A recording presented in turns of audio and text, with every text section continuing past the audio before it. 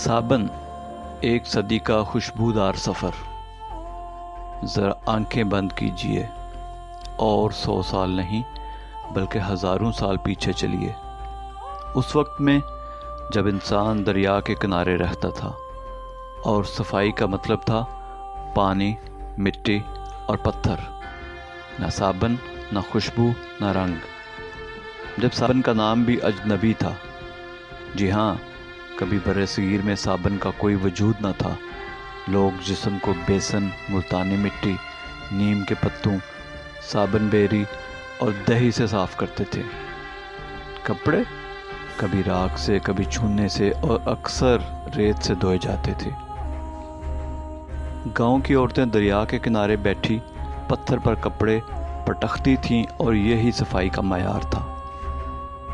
साबन की आमद फ़कत अंग्रेज़ के लिए। 19वीं सदी के आखिर में जब अंग्रेज़, पुर्तगीज़ी और डच ताजर बरसगीर में आए तो अपने साथ खुशबूदार साबन भी लाए।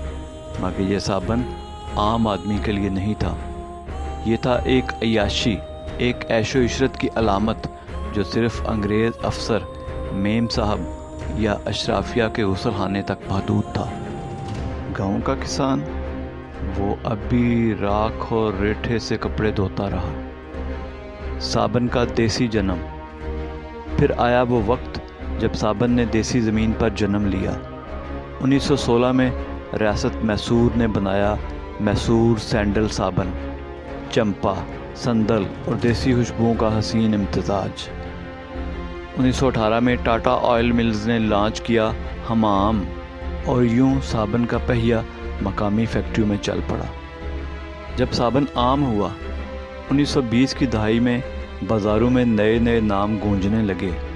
Lux, sunlight, life boy. Radio पर इश्तहारात, पोस्टर्स पर हसीन चेहरों की मुस्कुराहट और आवाम की ज़िंदगी में खुशबू का पहला लम्स। 1947 के बाद पाकिस्तान में मकामी ब्रांड्स सामने आए। कैप्री, तिब्बत और संदल।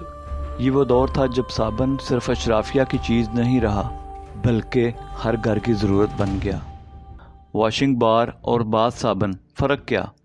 अब सवाल यह है कि एक ही साबन से सब कुछ क्यों नहीं होता। दरअसल दो तरह के साबन सामने आए। एक वॉशिंग बार, कपड़ों, बर्तनों और सख्त सफाई के लिए। दूसरा बाथ साबन, नरम महकता, जिल्द को चमकाता। यही फ़र्क था रेठे और लाइफ बॉय में और यही फ़र्क आज भी बरकरार है।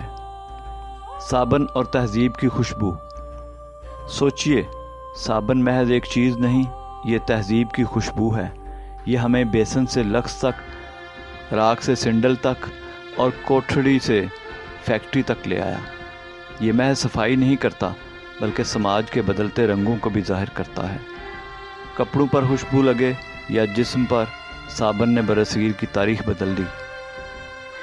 एक सदी मुकम्मल।